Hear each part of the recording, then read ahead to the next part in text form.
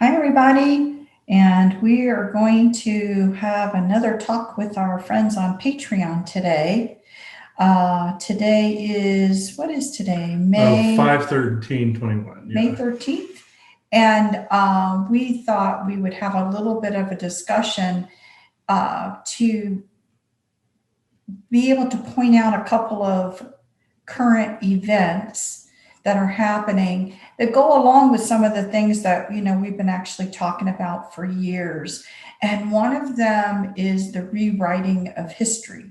So for those of you that have been around with us for a long time, even and followed the lifting shows as well, we've even talked about how there's been such an interference with the writing of history. The victors write it, or they go in and they try to alter it or rewrite it or things to fit a particular plan slash agenda. And so today, I think it's we were talking about it, and there are a couple things that were kind of going on where we wanted to kind of point this out because it's really being done on so many different levels right now in our society, as well as potentially interference that may be trying to interfere with certain creative processes where you're trying to bring forth information, and somehow there is an attempt to kind of influence the information that you're trying to bring through. And we've spoken about that before, but this is kind of very, very specific what we wanted to bring up. So, anything you want to say in general, Chris? Yeah, this is a very interesting topic. We're eventually going to do a lifting show on YouTube about, being able to be creative and have your energies overtake that of anything that is dark. But this is going to be slightly in an opposite polarity thread for this one. This is where sometimes some of the narratives that you're trying to create, or some of the things you're trying to remember, let's say in the case of SSP memories or past life or something like that, sometimes the list can be padded. And sometimes something tries to worm their way in or create a narrative in your head about another person or another set of people that you may be thinking, but they'll amplify it and then create this whole scenario in your head. There's also another thread to this before I get into any more details. There's another one here that I myself have recently come across where the negative beings out there, either militarily oriented, reptilian oriented, even oriented, any of them, have come up with a slightly more creative way of trying to get to me. They will create an entire scenario of life that they kind of mentally pull me into, that is an average, like doing everyday things. They couldn't get me with the sexual thing. They couldn't get me with the violence thing. So it's like they figured, okay, we're going to try like an everyday thing and see what happens. And they'll write out this whole scenario where it's like a whole set of memories that go with it, a whole scripting that goes with it. Because in the SSP, the humans and the aliens there could literally write an entire script of a person. And write an entire script of what a life would look like for some of their undercover operatives. So why would they not be able to do that as a form of influence as well? So that is something that has come up within the SSP memories themselves. This is I have to watch constantly for insertions of things. I have to watch constantly for things that don't make sense according to what the memories are, or booby traps of that nature. I'll give an example. There is a sequence where I had to deal with a Nazi commandant on a different planet.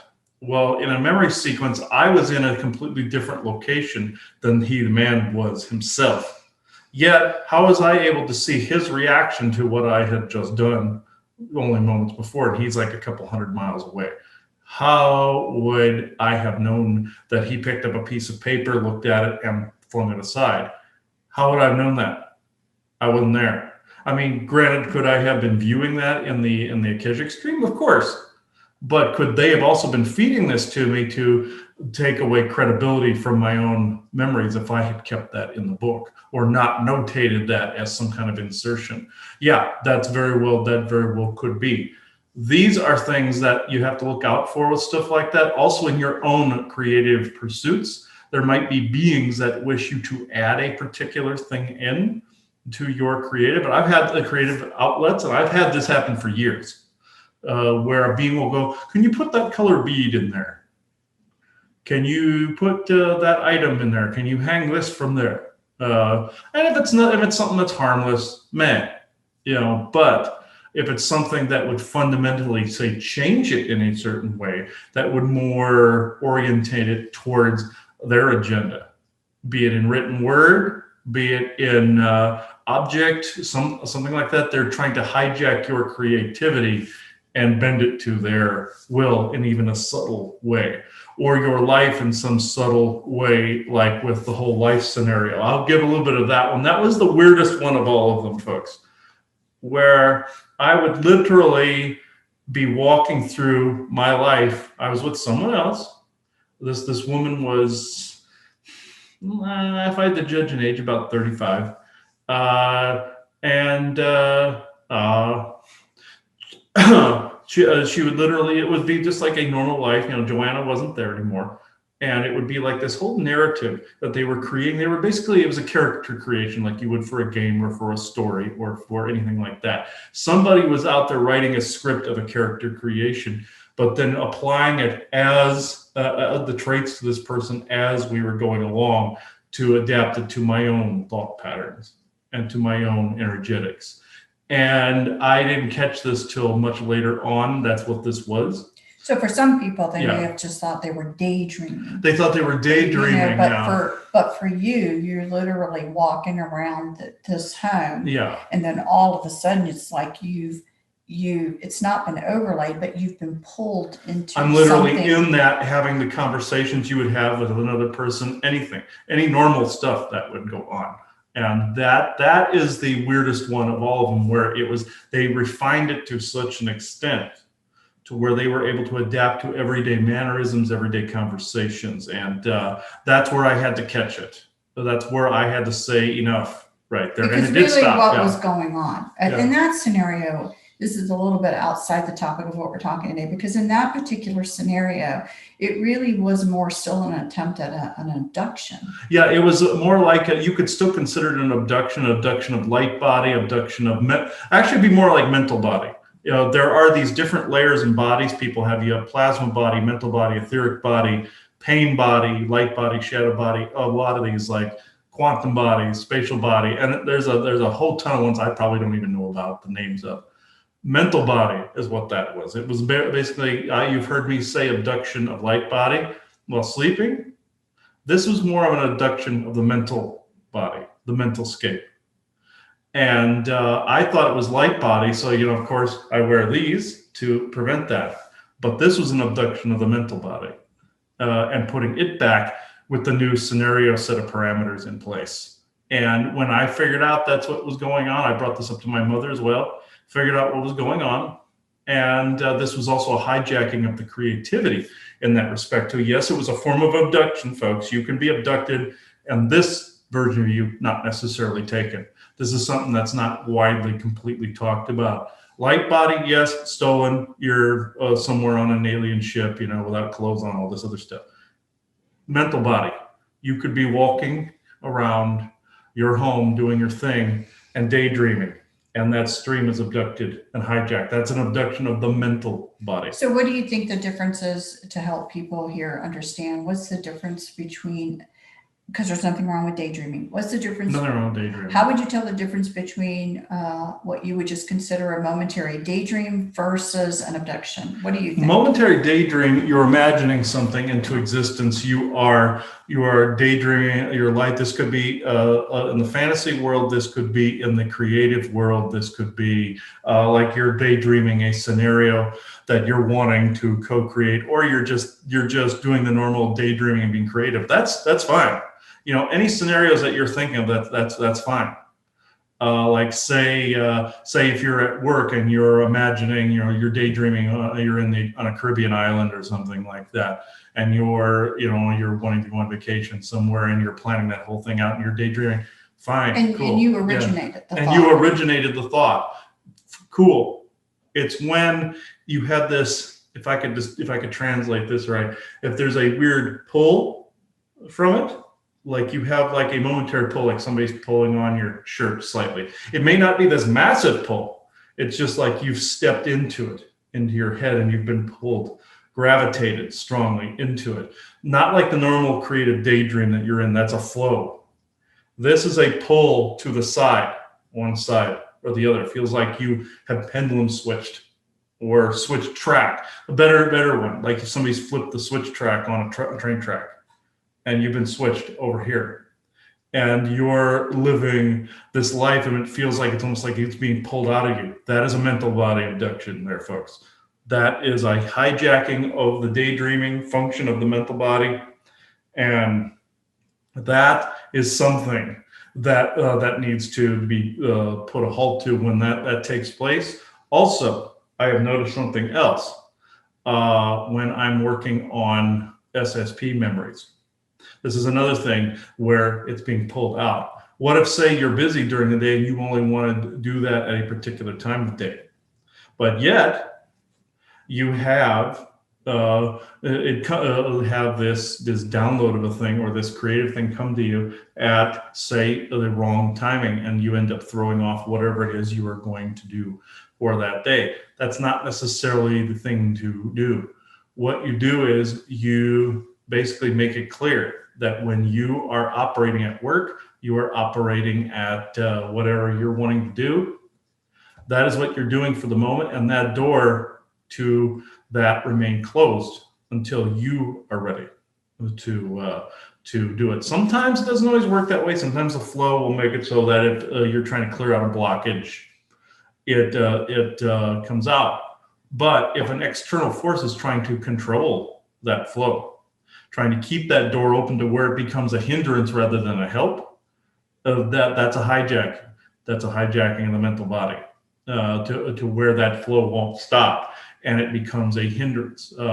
Granted, of course, when you're daydreaming at work, you're basically not wanting to be there. You're wanting to be in a creative outlet. Get it? But if it is interfering with your day-to-day functions to the point where you can't leave the house, you can't do certain things, there is something hijacking that, and that has to be nipped in the bud pretty quickly.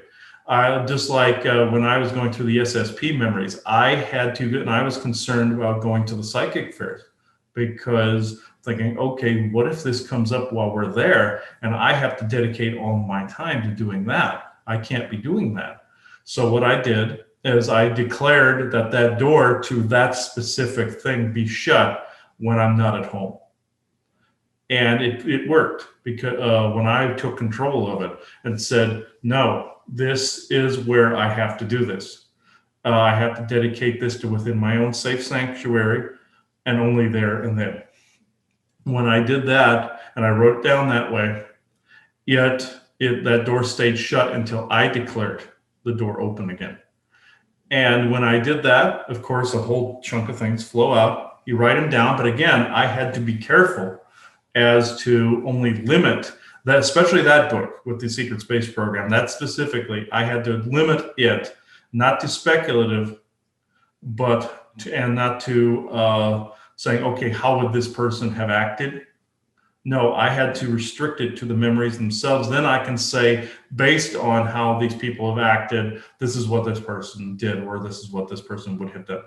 Now, if you're writing a fictional story, different. I'm adding in factual with the scenic, let's just say, through it. So that said, some of these things can be easily hijacked with beings or by beings with an extreme agenda behind them.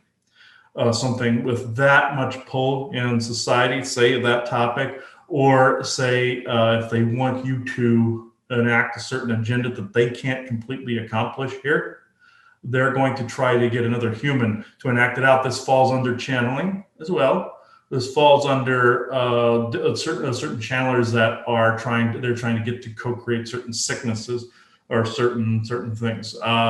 This is also a form of rewriting history. I know this seems to be off topic, but as of this morning, I saw a channel. I'm not dumping on this person because I don't know this person.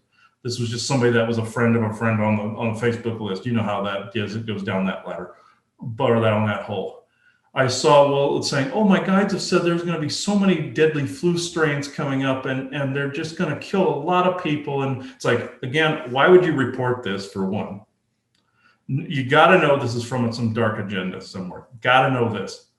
Do not report these things unless they are part of this, unless it's something that is positive, would bring about positive change. This was just getting people to create more sickness, and this person did not realize it. She was just blindly writing out what the guides wanted her to, because this guide wanted to rewrite history, wanted to rewrite the timeline of something negative.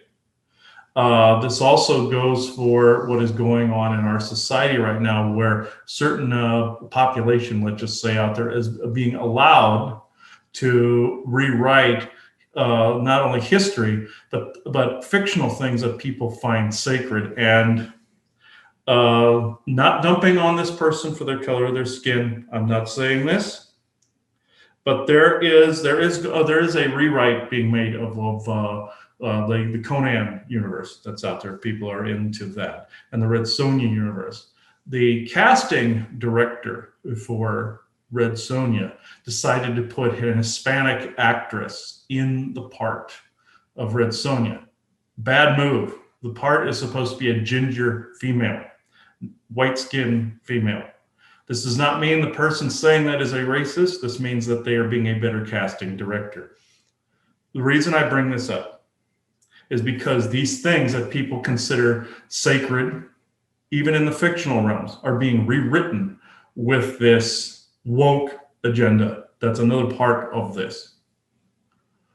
And this, everybody's booing this. They're not booing the actress. They're saying, well, she could play one of the other tribes people that Red Sonja encounters, et cetera, et cetera.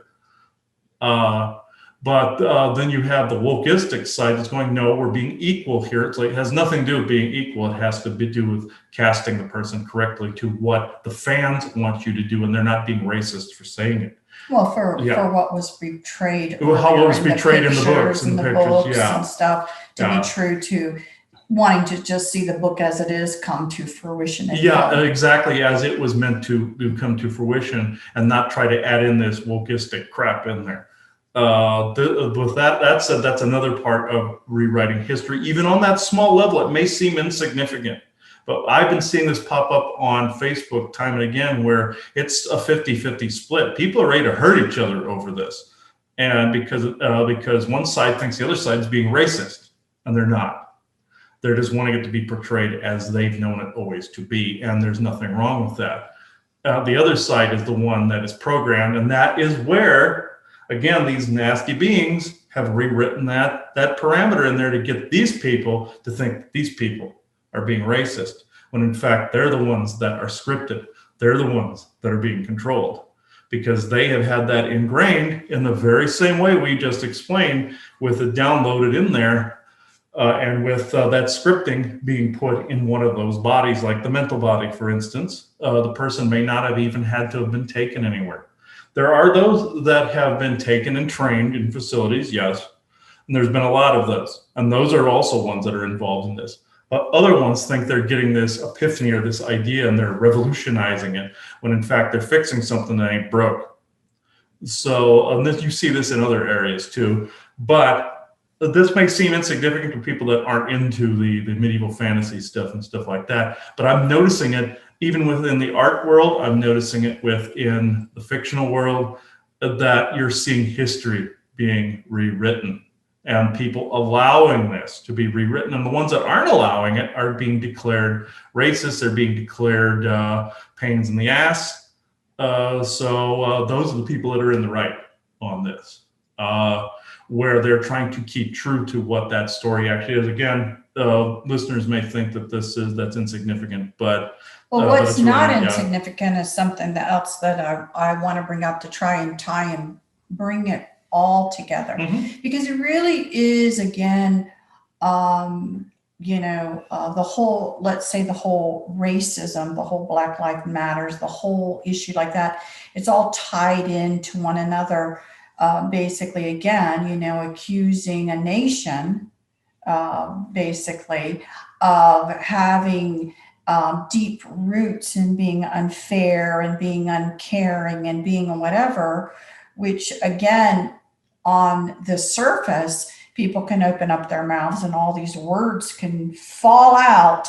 And if they are repeated often enough, and if they're repeated often enough on, certain venues where people get their news or get their, or have now been trained to listen to talk shows or whatever, and they're constantly there, people may not have noticed over the years how these particular let's call them once trusted, felt like they were being fair, having good conversations, type of institutions, media and different things, have altered themselves some, that you don't even realize how different they have become for some people. Now, some people are quite aware, but some aren't.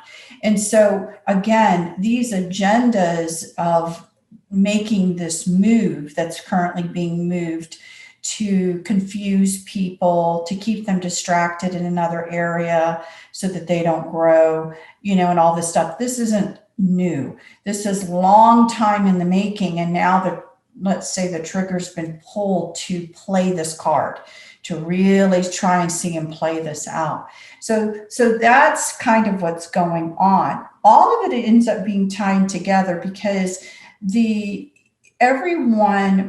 every reasonable, decent person looks back on when people were enslaved, and especially in this country, most reasonable people, it is a hurtful time. It really is a painful event. It's a bit of a shameful event, when you think about some of maybe your ancestry, if you were white, knowing again that not 2 generations ago, using the word nigger or using the word thing to be very derogatory and mean and vicious and class setting and all of that stuff was being used. So many people remember their grandparents or great grandparents or whatever being a part of that still, and watching over the generations, it trying to be undone. So you may actually be now a reflection that's totally different from multiple generations ago in your own family. And so it's not, let's say, completely washed out, that there still haven't been enough generations. So it's an interesting dynamic, of course, to while some of this is in memories of people, and to bring this all kind of back up as an issue, and again, with the Black Lives Matters, with everything, and to utilize the subject matter now that everybody is in emotional turmoil. Again, it's been repeated over and over and over again as if it's a truth. So a lot of people are just believing it as a truth when there really isn't any truth to it whatsoever. As far as this overarching system-wide problem in this country, it really does not exist anymore. I'm not saying there aren't pockets of it. That would be a ridiculous statement to say that there aren't pockets of it and that people still haven't been subjected to things that maybe they shouldn't be. But it's still a continual work in progress trying to make things better. Mm-hmm. But now it's been actually turned on its head. So while this is such a hot button agenda, what now a perfect time, since they're trying to say that this is something that is completely ingrained into the society and embraced, let's say white supremacy is embraced in the United States and embraced to being the type of nation we want to be, and embraced, mm-hmm. which is some of the rhetoric that is out there right now, that they would actually now start the process of utilizing this particular subject in the process of trying to rewrite history. So, so you guys see it, you see it all the time.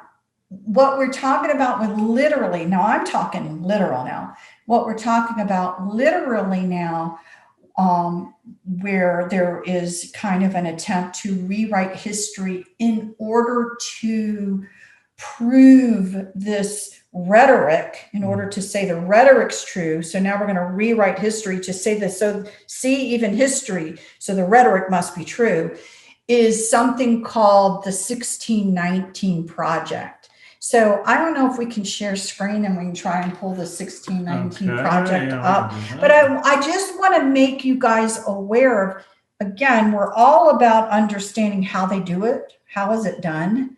So they get everybody all spun up. And then they start a particular dialogue to try and say, this is truly how history was, to prove their current dialogue. Okay. So, see, first thing that pops up. Yep. Okay. So what's interesting about this, you know, again, I just want you, you guys, again, can kind of look and see. All you have to do is to Google the 1619 Project. And if you just kind of scroll down a little bit more, Chris. Yeah, I'll let people read this. And yeah, this is a New York Times article. So what happened again? Okay, so this is actually, to me, where the most important part is right here, where it says the 1619 Project. The 1619 Project is an ongoing initiation from the New York Times Magazine that began in August 2019. Now, this is the interesting thing too. Okay, it's the year 2021 now. This is almost 2 years old. It started almost 2 years old again, 2 years old. So as this agenda to bring up all of this racism stuff, this is kind of now started at the same time. Again, to give credence to the thought of all the rhetoric being true. And now this is their historical proof. This is actually the true history. The 400th anniversary of the beginning of America's slavery. Really? Yeah. So now they're really bringing it in that in 1619, it's the 400th anniversary of slavery. It aims to reframe the country's history. It flat out tells you we're going to rewrite history by placing the consequences of slavery and the contributions of Black Americans at the very center of our national narrative. So again, you can look into this all that you want, but I'll give you kind of just the gist of it so that you understand the agenda and thought process of how to get us all to agree to this. So in general, in 1619, was slavery still occurring, or was it even going on back then? And the answer is yes. I think most will agree that slavery was occurring. The Caribbean seemed to be a big hot spot as far as where slaves were potentially taken to be sold off. Now, again, what the little narrative above this, you can scroll back up, Chris, is actually saying, and keep going up, is, okay, see this, a ship appeared on the horizon near Port Comfort, a coastal port in the English colony of Virginia. It carried more than 20 enslaved Africans. So what is really interesting about this is that, there is controversy of what happened to that ship. Now, some people say, that it actively, because we were involved in slavery in Jamestown. And again, just to let you know, that's Jamestown they're talking about, that Jamestown was so actively involved, in slavery. It was just one of their stops. Whereas other people would basically say there was a skirmish that ship had, and it limped its way to Jamestown, and it needed provisions, and they just happened to have still some slaves, Africans on board, and they bartered these people for provisions. So I am not even going to question, did they barter these people for provisions? Of course, Because yeah, those things happened all the time. And it didn't make it right, but it it did did happen. happen. The question is again, that more than 20 enslaved Africans who were sold to the colonists. Okay. The interesting thing about this is it kind of, what really happened, says that they were exchanged for provisions, and in the concept of slavery at that time in Jamestown, it wasn't ongoing, and it wasn't a big thought of colonists to make people slaves. However, in Europe, where these colonists come from, there was something referred to as indentured servitude. Mhm. That was not a foreign concept. That had been done where you actually get something in exchange and you work for so many years, okay, for somebody to pay off that kind of debt. So the argument is basically that what actually happened to these particular people is they did go into an indentured servitude for, and I can't tell you how many years, for several years. I think it's at least a decade or less. Yeah, I don't know what it is. Yeah. I'm going to tell you, I don't know what it is, but I think it's important to understand that that concept has been happening. And if you want to call that slavery, then you must understand that the concept of that type of slavery was happened to many people, including white people, including probably all colored people. That type of payback of service for something has been going on for well before this official slavery issue. Mhm. And that's what actually occurred at that moment in time. And then after the debt was paid, they were released. So so this is what's interesting now about what's going on. Now, I didn't follow political stuff, and I don't.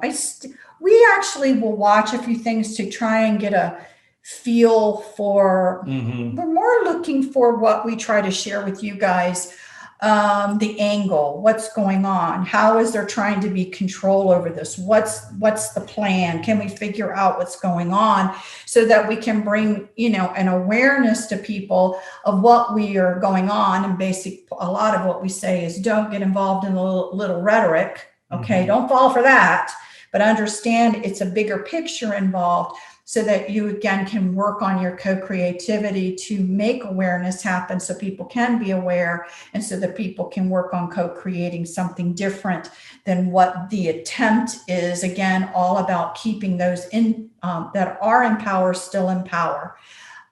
So the interesting thing, about this, even in a political mode, that I did not even know, and again, I am going to bring up President Trump, but only in this context where, again, there becomes a for and against that also now revolves around a subject matter. It's always a part of the dialogue. And how, President Trump, was screaming about fake news and this, that, and the other. He was partly screaming about it because a lot of his videos were altered. And that's what was played out on mainstream media to make him appear to be one way when he's actually not that way. He didn't, I should say, I don't know if he's that way or not, but he didn't say what he was portrayed to being said.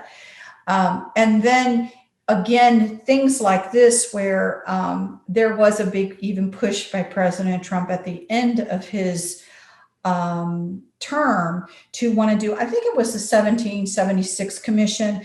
I think, again, things like that now were trying to be brought up and played out to counter even the 1619 project. So now there's this heavy infighting back and forth over history. So if everyone buys into the 1619 project, it will potentially, again, forward an agenda that is all about now that is all about causing separation, that is all about causing shame, blame, and guilt. Because now you have, then, if you can accept that, you can accept the premise that the United States basically is a white supremacy country, okay, and that has tried to proclaim it. Because if you read a little bit more about the 1619 Project, it really gets pretty, I'm going to be a kind word, imaginative in trying to make statements that, for a lot of people would be just so ridiculous. For example, basically to try to put out there that the reason there was a Revolutionary War, now we're not talking civil now, we're talking revolutionary. So the reason there was a Revolutionary War is because the king in England, okay, was planning on releasing everybody in the United States and including slaves, that slavery would not, all men would be free. And the states and the people and the white supremacists in the United States could not stand for that, because there would not be equality. There would always be slaves. And so the Civil War actually began to save slavery, because if they pulled away from England, he could make a law that they would not abide by. But if he released them, and if he said all men are free, then that's the way it would end up being. So that's why we went to war, to protect white supremacy. Yeah, and that's what these people believe. Yeah. Right. And well, I don't know if they believe it. That's the story they're being spun. That's the story that's being spun. That's why we actually went to war, was to save white supremacy and to save slavery. Which then again, if you buy into that and you buy into this whole rhetoric of this 1619, then you will then be able to be convinced that we do need to rewrite how we teach school. And we do need to rewrite that, basically, if you're born white and you're born a male and you're white, you should pretty much understand that, you were going to be knocked down to nothing, and you should just accept it because you were born with the blood of a white supremacist, and thus you're a white supremacist, and thus then you have to be ashamed to be white, and then you have to be ashamed to be white, and you have to be reprogrammed, and you have to be, because now that's the big argument, of course, of some of the education that's going into the schools. Critical race theory. Yeah, the critical race theory and things like that. You're being reprogrammed, not deprogrammed like you think they think. So it's an entirety of an enormous pre-planned, and I can't stress that enough, pre-planned push of a particular agenda, using something that is sensitive to people to actually forward a particular agenda. Okay, so again, I want to try really to give a big picture. Now, the one interesting area that, when we were talking about this, because we want you to know what's going on, and we also want to give recognition where recognition is due, because I would love to say this was purely a human issue. Where I would say it's just humans doing this to other humans. However, the truth of the matter is, some of this agenda and some of this is to prepare for, us to be beaten down so much by, the fact that, we're racist or whatever, that when we're beaten down and we're stripped down so far that we don't question anything, that you could be have 5 heads and be purple polka dot, and we would be afraid to say anything. You know what I mean? That this is also a part of the agenda with a bigger picture in mind about not questioning other races from the outside. Yeah, so if they were to show up with similar ideals like that, it would match their ideal, and you would be accepting somebody you probably shouldn't be. You would be accepting, amnesty for races that probably should not have amnesty of any Right. kind. That came up before. I would suspect when things get closer, you're going to see a lot of that try to come up again. That, It periodically starts. you're to going come to up start again. to see it, that, the gray aliens, that, you know what I mean? That they're Like certain Orion groups and stuff like that. Also, that they're good. We need to protect them. They have legal rights, all of this stuff. You're going to see all of that. Yeah, you must show compassion towards them, or the really artificially pretty ones that we've been talking about, those third generation Orions. Look how pretty these people are. Don't they deserve to be protected, because they're so damn pretty, Yeah. Right. And so again, you've got, this is a huge playette going on to try to again affect the hearts, minds, and souls of people for an agenda that is huge. It's a huge agenda that was triggered. The truth of the matter again is what we say, that, again, many people are looking at the current president, wondering how his health is, and wondering what in the world is going on, and wondering this, that, and the other. And, all of the different things that are going on with that. Again, and that craziness is even planned out again to lead you like cattle to go through another chute where you think the savior now is at the other side. And it's just, again, another version of something else that, I would love to say, what I mean, that right now at this current present moment, that all of these different organizations and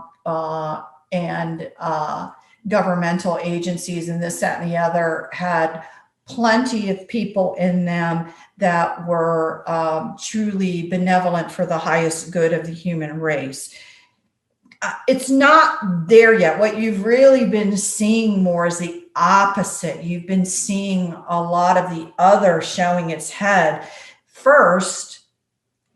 Pretty much, if you want to look at it, any benevolent reason to help people see more and more that something's terribly wrong, to wake that part of them up.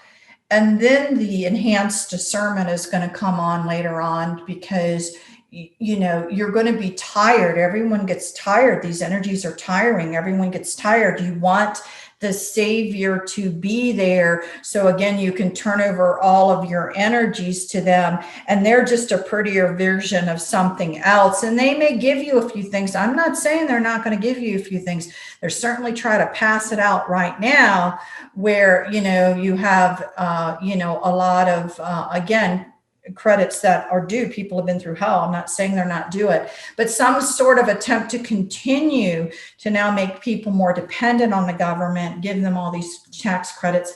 Again, I'm not saying you're not due it. I'm just saying that some of it is a part of a ploy to get you so reliant on somebody that you're going to do what they say next, because you can't even fathom something being taken away. Just like they give you something, and they did this too with the Native American reparations. They did this with some of the Black reparations, stuff like this, where they've made people so dependent that it puts them in a weaker position, and they're trying to do this with everybody else now. Yeah. And so just be aware.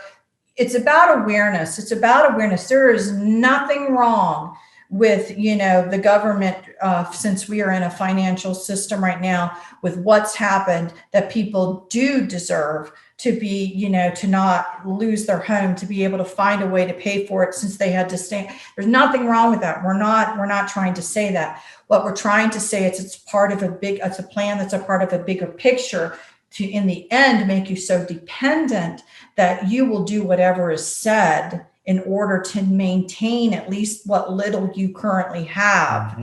And that is the goal. So, you have to be aware. Now, can good people come in and still, change things in a way that are going to still care about people? Of course, but it's not going to happen until you realize the mud that's currently there right now that needs to be cleaned up. So what's happening right now is more ugliness and more dirt and more, it's just coming up to the surface.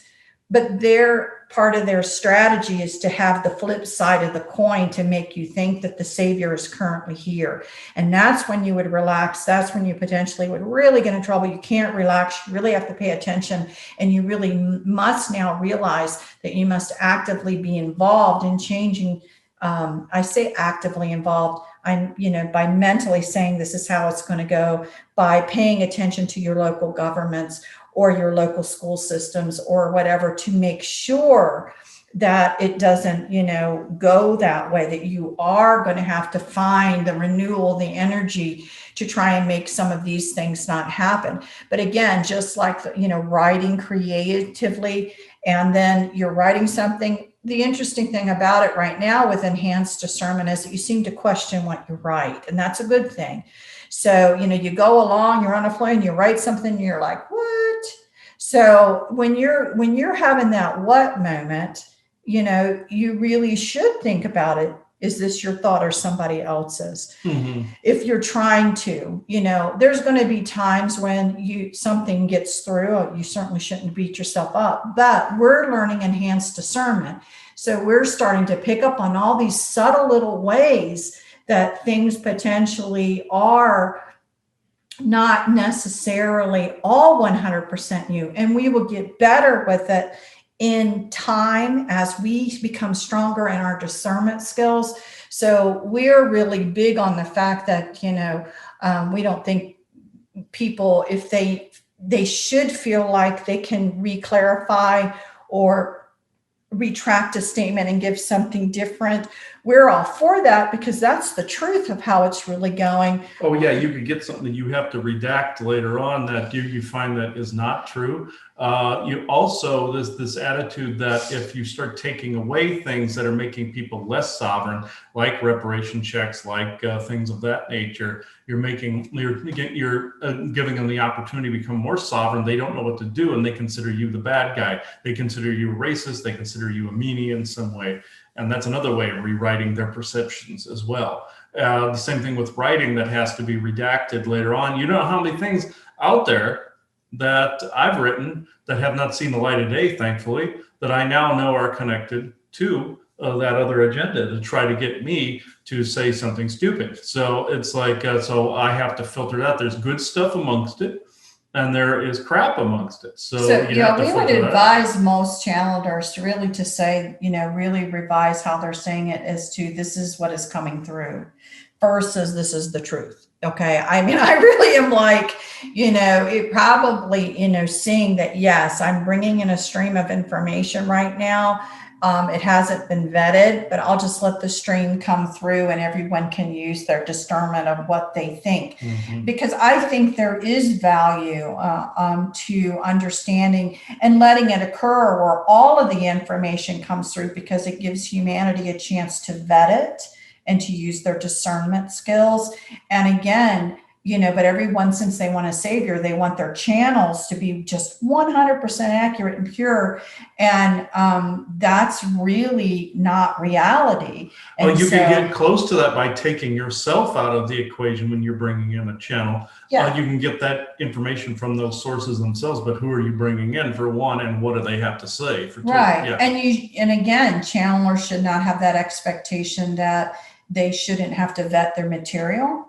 Because they think it's so divine, and that is a huge misconception. There really is no divinity among them. They're just like us in a lot of respects, and they have their faults and they have their pros and cons. And so we're saying beings that are actively trying to bring forth an agenda through you, but you also have the concept of you can only bring through information at where you are at your current present understanding. Mm-hmm. And so again, if you comprehend it, yes, it's only going to come through in the way that you comprehend it. So again, complex maybe materials or thoughts or ideas oftentimes get askew. Again, no one's fault, just the way it is. But I'm actually more pro on let it's kind of funny. It's like saying in politics, let people have their say, and then you decide what actually feels right, looks right, and you get a chance to build your discernment skill of what works for you, what doesn't work for you. I have more faith in people's individual skills. I don't necessarily feel they always have to be, treated like sheep where they're protected from certain things. Now, outright lies, again, I know that when Chris gets or whatever, we just don't even, it just doesn't get really entertained that well if we already know it's No. kind of a joke, because we again, understand that there's such a wide variety of where people are at in their skills. And so we don't want to muddy the water either. But I think it's important, again, for you to know that there's such a huge agenda that's being placed with again, the ultimate is to maintain the same people into control. The ultimate is for you to be willing participants in giving up more rights, and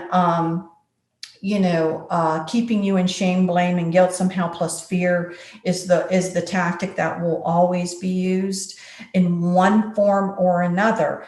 And again, the thought process for them is that you can repeat a lie, and if you repeat it well enough, then people, average people, especially those that are tired, are just going to take it as fact. And that type of psychological way of being has been being done for, oh my gosh, an incredibly long time, and it still continues now. Yeah, people think it's a new idea, and it's not a new idea, and it's an incredibly ancient idea. Yeah. So, but I think, again, if you look at the 1619 project, and you look at some of the things that are being shown out there, that I think it's really important to show you current things that are tangible, that are being done to try and get the mindset to rewrite history, that would allow for the critical race theory to come in and change things, that would allow for, statues of history to come down, that would allow for all of these things, if they can get you to kind of buy into that, because, they want to work on humanity's genuineness, to try to want to get things right. And there's nothing wrong. That's a genuinely good trait that they're trying now to actually manipulate within everybody. And so you just need to be aware. And they're manipulating your sense of nobility, basically, instead of always getting you to always feel like you're in fear. You're basically in fear that your way of life is disappearing, or which in some cases it would be if you don't defend it. But they're basically plucking on people's sense of nobility in this instance. Like with the COVID thing, it plucked on people's sense of nobility. We have to save everybody. No, you really don't. That's up to people's choice at that point. And also with some of the BLM stuff, they think, some of them think, and this is some of them, not all of them, think that, they're rescuing people from their own internal hatred and racism. I heard somebody say something similar to that the other night. So it's plucking on the nobility side versus just the hatred side. And it's turning then back into fear and hatred on the other end of it. It's always about hatred and fear. It's just that it tends to pluck on nobility. Just like, here's a very good example from Lord of the Rings, for instance, when Frodo offers Gandalf the One Ring, and he goes, no, I would try to use it out of a sense of doing good, or the will to do good, but it was still evil, and it always had its entanglements in evil. This is no different with elements of the Orion agenda. They're plucking on people's sense of nobility, or they're trying to, as what I was saying with myself, trying to drag them into another regular situation, displace that mental body. And this is some of the things, these are some of the things going on right now with the hijacking of creativity, which is a very, very good thing. But stay in your true creativity and passion, and then you won't be able to get hijacked in that way. Always stay in that way. And then talking about hijacked, one of the last things, just for the people who want to listen on Patreon, something for you to really look at and think about is you know, the people that are being used to heavily give this kind of information and spew it out, um, you know, try to not have a reaction. Try to just focus on them. Try to find a state of neutrality for yourself, and then try to discern whether you see a soul light in that person anymore or not. Because it's one of the things that I just find, I'm like, wow, what in the world. So some of these people that may have been very long term people that you're used to seeing on a day-to-day basis for a very long time, they may not feel the same as they used to. And so, I was joking this morning with Chris. I said, wow, we're really seeing, potentially, in my opinion, for those who would really understand what we're saying, that's why we're saying on Patreon. What was the movie? They lived. What's the movie? Oh, they lived. They lived. They come live. to life. They live. Not they live. Okay, Yeah. They live. And I don't know if you guys hearing me now say that. If not, you should watch. You should Watch kind of that watch movie. the movie. Yeah. But I'm like, isn't this interesting? Because it really feels, like, wow, this is actually, for me, it feels a little bit more literal because, I'm having a hard time with people who earn a vast amount of money, but their skin color may be a little darker than mine. Tell me how worried they are about being hurt when they are so far removed. They're actually part of the elite or class. They're the elite Like class. that somehow they share the same fears and the same whatever as a person who lives in a very bad neighborhood when nothing can be further from the truth. But they're trying. So I'm like, really? Really? And some of these people may even share some of the same genetics of the very people that they're now denigrating. So it's like there's an offshoot line of Thomas Jefferson, for instance. They could very well be related to him because he had affairs with a lot of his slaves. So they could be a part of the same gene pool that they now are denigrating. Right. Yeah. So you have a lot of really interesting people saying a lot of interesting things that make it's really hard to believe. You know what I mean? It's really hard to believe if you really think about it and you think about they're not hurting at all. No, they're not. And I guarantee you every day in the news station the door's being opened for them.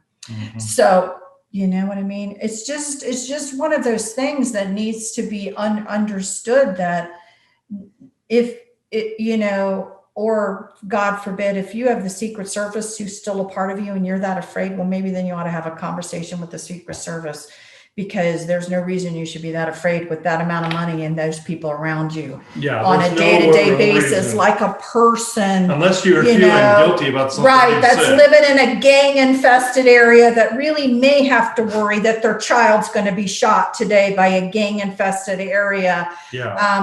That really...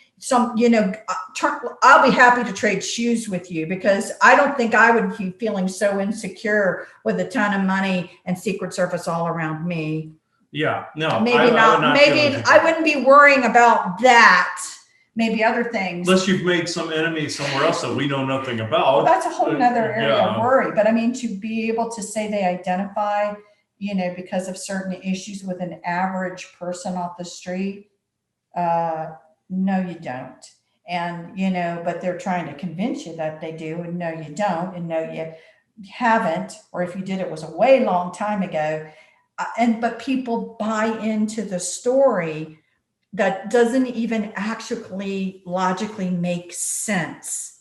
You know what I mean? But a lot of that is happening. I probably wouldn't say this if it weren't on Patreon. I would probably, but it's important to look at to really look at these people and say, again, where you may have felt them years ago, are you really feeling them now? Is there something there? Is there something? Or is there a void? I've seen various reporters, various politicians that, people joke and say, oh, they're like a robot. Well, guess what? They are a robot, folks. That's a whole different topic right there about synthetic people. That's a way of replacing people. We've run into that. I'll get into that at a later date. Just something yeah. now for you to kind of look Yeah. at, but really don't go in there with the judgmental mind of anything. Just really try to take the time, get yourself in a neutral place, and try to feel what is coming off of them as an actual soul energy, of their soul energy. Does it feel like there's anything there? Does it feel like it's blank? Does it feel like it's there and truly, genuinely, authentically there? Sometimes that is the truth. So it's a good opportunity for you guys to just kind of sit down and really take a feel for what's going on. Because that skill is going to probably be needed as time moves on to be able to distinguish at your current present level of discernment what's good for you and maybe something that you really shouldn't be a part of. Exactly. And also, if you feel like, again, like something's hollow, don't be a part of it. If there's someone that your intuition says something is, and people around you is going, oh no, trust the intuition more so than you ever have before. If I could leave this anywhere at that point, trust your intuition implicitly. It will tell you exactly what is going on. And you don't need to pick a fight. You don't need to do anything. You just know, nope, stand away from And even this. if you did pick a fight with one of these hollow people, let's just say, they're pre-programmed, just like with inborns and such, to make you look like the bad guy. So as much as you're in the right. Right. So yeah. Now, you may feel like you need to say something, which is fine. Just don't. Sometimes that's written out there that you have to. You have to, but it doesn't mean you have to engage in a long argument conversation, and that's the difference. And you'll know when it is to actually fight. At that point, you will know in that respect when it's time for you to step in for something. It'll be painfully obvious that's what you're supposed to do. Most of the time, though, no. There will be those rare opportunities where you're supposed to defend something and in that way, but it's incredibly rare. People think it's with everything, but it's not. So if I could also leave people with that, it would be that. So I think this is a good place to call it. We're got a good hour at the moment. So thank you everybody for watching this talk with me and Joanna. And thank you to the subscribers of Patreon, or wherever this particular recording should end up in the future.